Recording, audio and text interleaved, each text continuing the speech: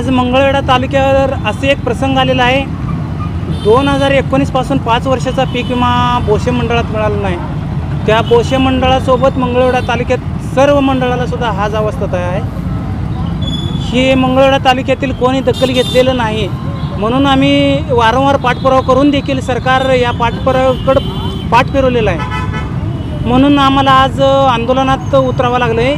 म्हणून आम्ही आज आंदोलन करतो की 2019 पासून आजपर्यंत सगळे थांबलेले पीक विमा मिळालं तर ठीक आहे, नाहीतर येणाऱ्या इलेक्शनवरती आम्ही बहिष्कार टाकणार आहे. जर वेळ आलं तर या बळीराजा समितीकडून येणाऱ्या विधानसभेला थेट शेतात काम करणाऱ्या शेतकऱ्याला पण विधानसभेत उतरू, त्याशिवाय शेतकऱ्यांची कामं होणार नाहीत. ह्या अपेक्षेनं आज आम्ही आंदोलन मांडत आहे. आणि काय कंपनीच्या नियमानुसार काही शेतकरी क्लेमसुद्धा केलेले आहेत.